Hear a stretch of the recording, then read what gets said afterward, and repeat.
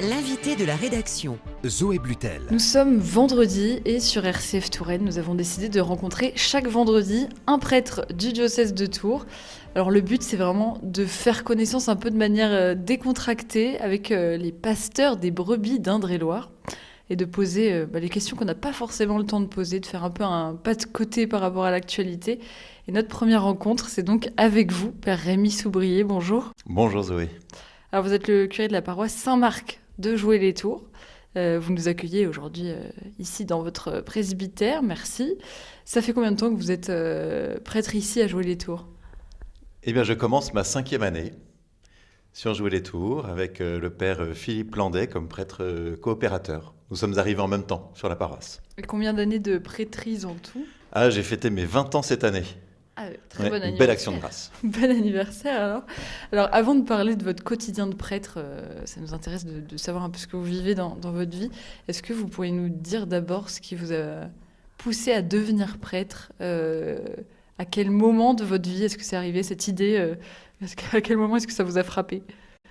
Alors c'est une belle question, c'est une vaste question aussi, parce que quand je relis cet appel, je m'aperçois que cet appel, en fait, il était là depuis très longtemps, mais je ne l'ai vraiment entendu qu'assez tardivement, c'est-à-dire vers l'âge de 20-21 ans. Famille chrétienne, famille où aller à la messe le dimanche est important. Famille nombreuse aussi, j'ai 9 frères et sœurs, donc je crois que cet entraînement entre frères et sœurs, d'aller à la messe était quelque chose de beau et qui nous a aidés, notamment dans les moments peut-être de l'adolescence, ou pour l'un ou pour l'autre, et pour moi-même aussi à un moment. C'était plus difficile d'avoir une vie de foi, mais entraîné dans cette fratrie, je me souviens m'être posé la question une fois ou l'autre, lors d'une retraite ou lors d'un moment en aumônerie où le prêtre ou l'aumônier, on m'a souvent posé la question et je me souviens très bien m'être dit non, pas pour moi. Pour l'un de mes frères, ok, mais pas pour moi. Et c'est après mes études, ou c'est même plutôt pendant mes études, j'ai fait de la philosophie à Paris, qu'est venu un désir profond d'aller. Enfin, je me suis rendu compte que j'avais beaucoup reçu et que ce que j'avais reçu, j'avais besoin de le donner. Et de le donner pas forcément dans un métier encore, mais de consacrer 1 an de ma vie pour me donner aux autres. Et je suis parti avec l'œuvre Point Cœur en Argentine. Je partais pour 1 an, finalement j'y suis resté 2 ans, et c'est là-bas, en Argentine, que le Seigneur m'a vraiment appelé auprès des plus pauvres, auprès des plus démunis, et surtout dans une atmosphère de prière, en petite communauté, qui m'a porté et qui a engendré en fait cet appel et cette vocation. Vous avez répondu oui tout de suite ?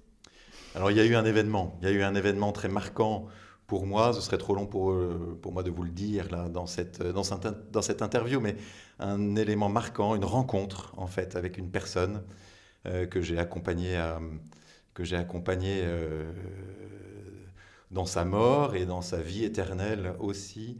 Personne qui m'a profondément marqué. Et c'est suite à cet événement que le Seigneur m'a juste posé une question dans la prière. C'était un jour, on a eu une adoration. Rémi, veux-tu devenir mes mains ? Alors ça pouvait être en tant que père de famille, dans un métier qui a du sens. Et c'est vraiment cette question qui un jour, peu de temps après cet événement, auquel j'ai répondu oui, et pas forcément dans la prêtrise, mais en tout cas en me consacrant au Seigneur. Et alors, donc, vous avez décidé, peut-être pas tout de suite, je ne sais pas, mais de vous engager en tout cas pour le diocèse de Tours. Est-ce que c'était important pour vous de le faire dans un diocèse et pas dans une communauté ? Aujourd'hui, il y a de nombreuses communautés de prêtres ou même de religieux. Pourquoi un engagement diocésain ? En fait, l'appel, c'était d'abord, comme je le disais tout à l'heure, un appel à la vie consacrée. Et je ne savais absolument pas où. C'est vrai que j'étais proche d'une abbaye à l'époque. Et je me suis vraiment demandé si c'était pas dans cette abbaye, une abbaye bénédictine, donc une vie monastique dans laquelle le Seigneur m'appelait. Euh, et c'est pour cela que j'ai voulu faire une année de propédeutique. Alors une année de propédeutique, à l'époque, on parle des années 98, ça n'existait pas vraiment encore en France. C'est une année de discernement, une année avant de rentrer au séminaire. Et j'avais demandé à rentrer et à faire cette année de propédeutique à Ars. Voilà, et c'est suite à cette année de propédeutique que le Seigneur m'a rendu cet appel clair et très précis, et notamment à le servir en tant que prêtre diocésain. Et c'est à ce moment-là que je me suis tourné vers le diocèse de Tours. Et alors aujourd'hui, après donc 5 ans dans cette paroisse ici à Saint-Marc de Joué-les-Tours, c'est quoi votre quotidien, enfin le quotidien d'un curé de paroisse? Qu'est-ce qui va occuper vos journées de prêtre et de curé? Alors, là aussi, c'est une vaste question, parce qu'il n'y a pas une journée qui se ressemble, mais il y a quand même une certaine colonne vertébrale qui, pour bâtir cette journée. Et cette colonne vertébrale, eh ben, elle commence le matin. Je pars ouvrir l'église, ça c'est une grande joie, de prendre un temps dans l'église, et prière des offices, et puis ensuite d'aller au café du coin, le café du centre de Joué-les-Tours, ce qui me permet d'aller rencontrer des jocondiens et jocondiennes, d'aller prendre un peu le pouls de notre ville, de rencontrer les uns et les autres, et ce, dans un lieu que j'aime beaucoup, parce que c'est un lieu, tout d'abord, qui est assez neutre, et où on rencontre, où il y a de belles richesses, de belles pauvretés aussi. Et puis ensuite, dans la journée. Ah oui, j'imagine que ça Et, s'arrête pas au café. et ensuite, alors, la journée commence vraiment, et là, il n'y a pas vraiment de journée type, mais il y a beaucoup, beaucoup de rencontres avec les uns et les autres, beaucoup de demandes qui sont faites ici, en paroisse. Et bien évidemment, en tant que curé, on passe aussi pas mal de temps dans la structuration de la paroisse, permettre à cette paroisse de rayonner de la bonne odeur du Christ en Jocondie.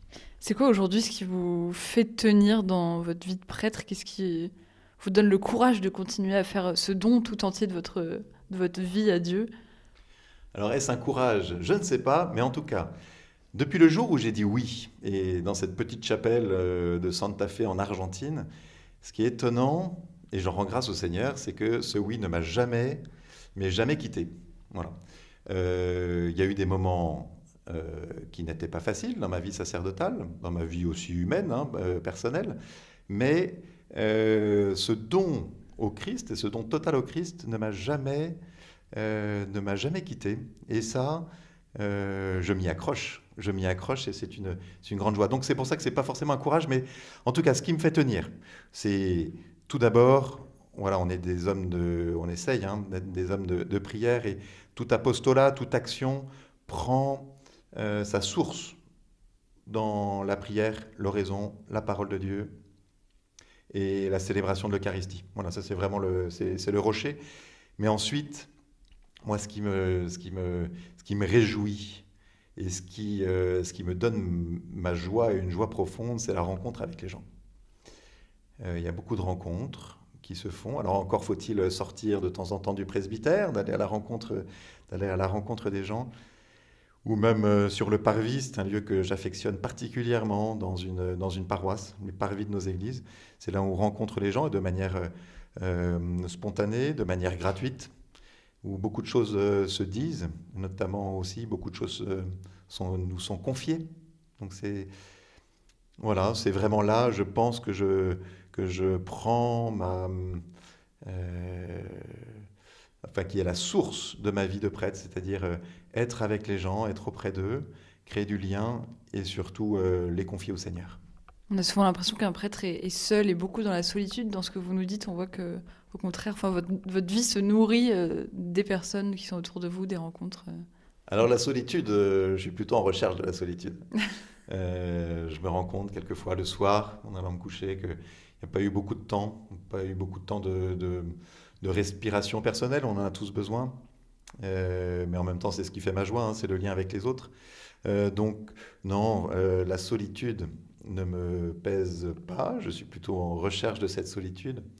Euh, et je crois que c'est important aussi que ces moments de solitude soient des moments qualitatifs pour nous prêtres. C'est la retraite annuelle. Et puis, c'est au quotidien, les offices et les moments où on peut vraiment être en cœur à cœur avec le Seigneur. Aujourd'hui, c'est quoi le plus gros enjeu de l'Église selon vous? Alors là, vous avez vraiment... je pense qu'il y en a beaucoup, mais vous avez carte blanche sur celui que vous voulez choisir. Oui, il y a un énorme enjeu. Et en même temps, moi, il y a quelque chose qui me porte en tant que prêtre en paroisse, c'est de ne pas être forcément dans le faire tout le temps. On pourrait se perdre à faire plein de choses, à créer plein de choses, à s'user en fait quelquefois dans le faire. Alors que, et j'ai du mal pour moi-même, et c'est pour ça que je trouve que c'est un bel enjeu, c'est d'être. En fait, si tous les chrétiens, si moi prêtre, si chacun d'entre nous, on était ce que l'on doit être, alors je crois que c'est Sainte Catherine de Sienne qui dit ça, ben, on mettrait le feu au monde. Alors, on peut parler de stratégie, on peut parler de faire plein de choses, mais je crois que l'essentiel, c'est vraiment d'être et d'être auprès, de soigner cette qualité de relation avec le Seigneur, bien évidemment, et également d'être avec nos contemporains. On a un monde aujourd'hui qui est, on le voit bien, un peu à bout de souffle, et je me rends compte de cette chance que nous avons en tant que chrétiens de pouvoir parler de l'espérance. Simplement parler d'espérance. Que ce soit une famille en deuil que l'on rencontre, que ce soit des jeunes qui sont un peu déboussolés, que ce soit d'autres personnes qui ont une vie de famille, une vie professionnelle un peu compliquée. Rien que de parler de cette espérance, on se rend compte que pour ces personnes-là, c'est tellement important. Et l'espérance, me semble-t-il, ne peut se transmettre que si on est dans l'être. On n'est pas dans une stratégie d'espérance, ça s'appelle de l'espoir, ça. On est plutôt dans l'être et d'essayer de communiquer cette espérance que nous avons reçue nous-mêmes de Dieu. Alors Père Rémi, il paraît que vous avez de nombreuses passions, quelques hobbies. Certains vous ont déjà peut-être croisé en moto. C'est quoi la place de ces passions pour vous? Enfin, et puis pourquoi la moto? Est-ce que vous videz l'esprit comme ça ou pas? En fait, avant la moto, il y a une autre passion. Alors, c'est la passion, c'est le Christ déjà, ma passion. Mais ensuite, non, mais avant la moto, c'était surtout l'aviation. Oui, il paraît que vous Et volez je aussi. vole. Enfin, je vais le mettre à l'imparfait maintenant parce que je pense que j'ai fait une pause là en arrivant à jouer des tours. Et je pense que cette pause va durer parce que c'était le vol. Et j'ai toujours voulu être aviateur. Donc, depuis que je suis tout petit, je vole depuis l'âge de 14 ans. Et j'ai arrêté là il y a 4-5 ans. Voilà. Pour un peu le transformer sur la moto. Mais la moto n'est plus forcément une passion, c'est plus un moyen de locomotion et très pratique sur Tours et les environs. Mais c'est important pour nous prêtres, en fait, d'avoir un lieu qui puisse d'abord nous épanouir. La paroisse est épanouissante, mais c'est aussi important d'avoir un lieu où l'on puisse avoir des rencontres un peu gratuites avec des gens qui ne sont pas forcément des paroissiens. La moto est un vrai vecteur en fait de liens. Et l'aviation en était un aussi, et un très grand.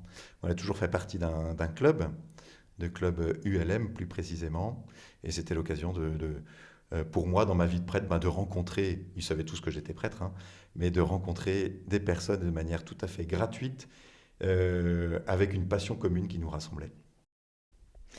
Alors si vous aviez un rêve que vous pouvez réaliser là tout de suite pour votre paroisse, ce serait quoi? Ah, la belle question. Alors on a un rêve. Aujourd'hui, c'est toute la paroisse de Saint-Marc de Joué-les-Tours qui a un rêve. C'est en fait depuis 4 ans, et c'est pas forcément un rêve, ça va être une réalisation concrète, on l'espère, depuis 4 ans, et même bien plus d'ailleurs, parce que mes prédécesseurs, le Père Simon, le Père Christophe en parlaient déjà. Voilà, il nous faut il nous faut nous réadapter ici sur la paroisse Saint-Marc de Joué-les-Tours, réadapter notamment dans notre immobilier. Voilà, il y a eu une si belle histoire ici à Joué-les-Tours, une histoire aussi spirituelle, chrétienne et paroissiale qui a un peu explosé dans les années 60-70 et aujourd'hui qui nous demande de nous réadapter aussi à la réalité de notre histoire, la réalité de l'aujourd'hui, la réalité de ce que nous sommes, et ce pour rayonner de la bonne odeur de Christ. Hein. Et on s'aperçoit qu'on a peu de salles pour nous rencontrer.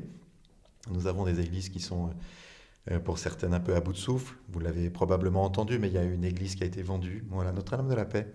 Ça a été peut-être la décision la plus difficile, moi, de tout mon ministère, hein, depuis 20 ans.